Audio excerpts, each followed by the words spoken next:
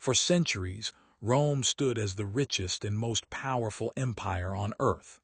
Its armies conquered continents, its roads connected civilizations, and its wealth seemed limitless.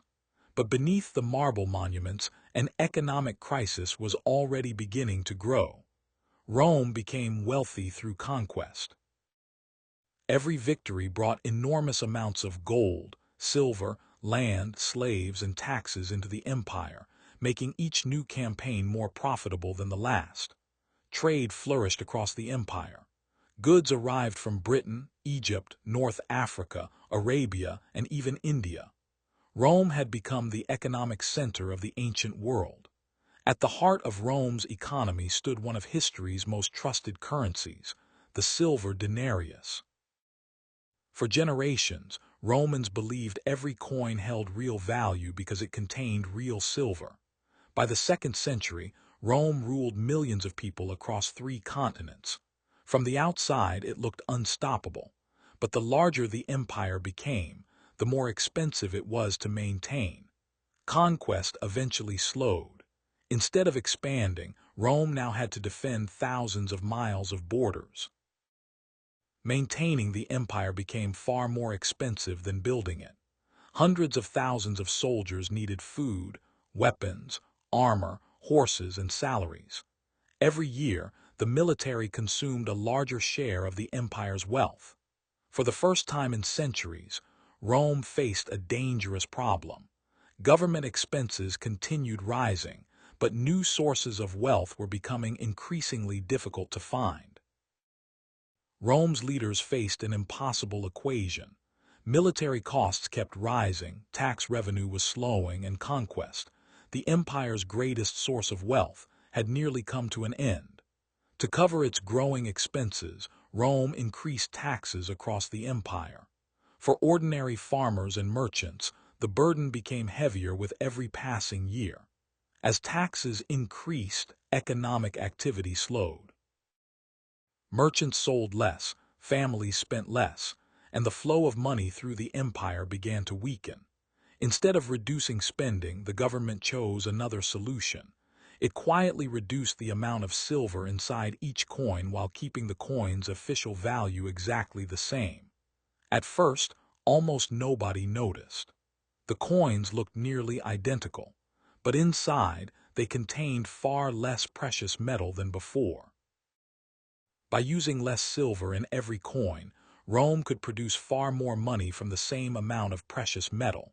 It seemed like an easy solution, but traders eventually realized something was wrong. The coins were becoming lighter, weaker, and less valuable. Trust in Rome's currency slowly began to disappear. As confidence declined, prices rose. More coins were needed to buy the same goods. Inflation had arrived, and it spread throughout the empire. For ordinary Romans, inflation meant something very simple. Their money bought less food, less clothing, and fewer necessities than it had only a few years earlier. With each passing emperor, the silver content fell even further. What had once been one of the world's most trusted currencies was slowly losing its value, and with it, Rome's economic stability. People quickly learned to keep the older, purer coins and spend the newer ones instead. Good money disappeared from circulation while bad money flooded the markets. The empire's best currency was no longer being used for trade. It was being hidden, saved, and melted down because people trusted silver more than Rome's promises. Successive emperors relied on the army to secure their power. To keep the soldiers loyal, military pay continued rising, even when the treasury could no longer afford it. Higher taxes pushed many farmers toward bankruptcy. Some abandoned their land entirely, leaving productive farmland empty across parts of the empire. Trade slowly declined. Fewer merchants were willing to travel long distances as insecurity, inflation, and falling confidence made commerce increasingly risky. Economic problems soon became political problems.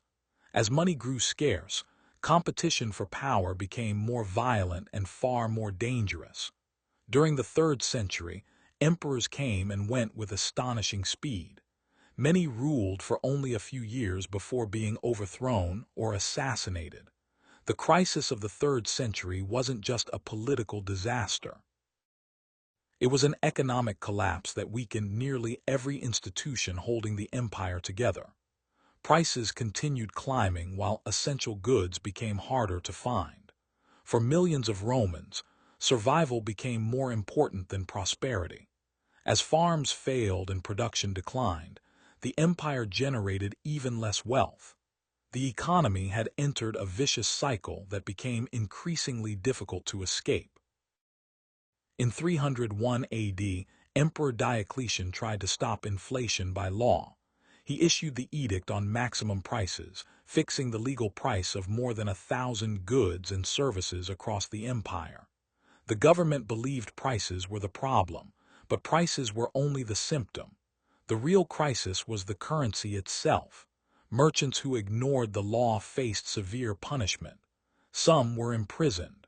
Others were executed. Fear spread throughout the markets. Instead of lowering prices, many merchants simply stopped selling. Empty markets quickly replaced busy ones, making shortages even worse. Trade didn't disappear. It simply moved underground. A thriving black market emerged where real prices reflected reality instead of government orders. The reforms failed.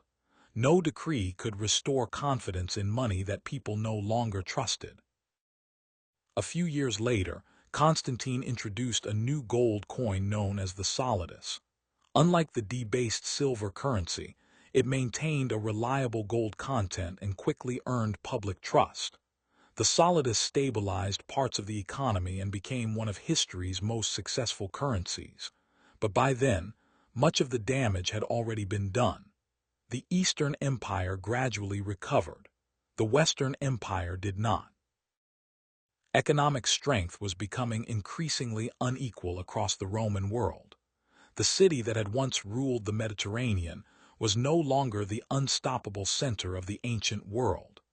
Its economy had weakened long before its armies disappeared. As Rome's economy weakened, so did its military. Defending the empire's enormous borders became increasingly difficult, inviting enemies that had once feared Roman power.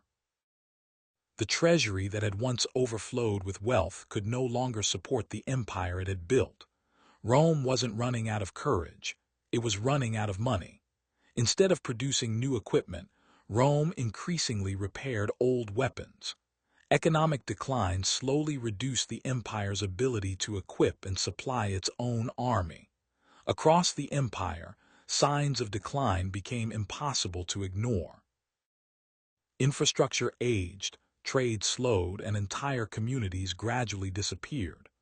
By the 5th century, Rome was no longer feared as it once had been.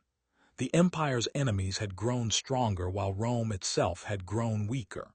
When the Visigoths entered Rome in 410 AD, the shock echoed across the ancient world.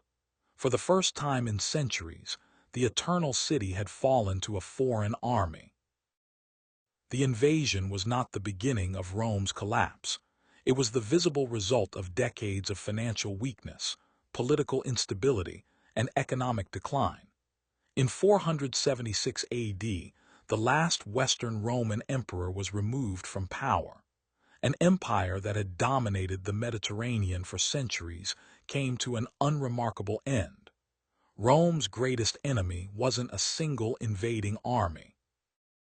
It was the slow erosion of the economic foundations that had made the empire powerful in the first place.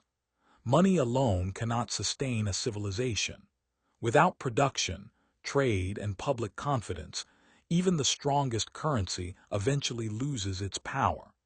Although Rome disappeared centuries ago, the economic forces that shaped its destiny never vanished. Governments today still face the same temptation to spend beyond their means and weaken their currencies. The technology behind money has changed dramatically, but one principle has remained constant throughout history. Trust is the true foundation of every successful currency. Rome's collapse reminds us that financial crises rarely begin with a single dramatic event. They develop slowly, one decision at a time, until the damage becomes impossible to reverse. Today, the ruins of Rome still stand as silent witnesses to one of history's greatest civilizations. Their stones tell a story that extends far beyond military conquest. Every surviving Roman coin carries a lesson. It reminds us that the strength of an empire depends not only on its armies, but also on the integrity of its money. Rome was not destroyed overnight. Its financial foundations weakened for generations before its political collapse became visible to the world.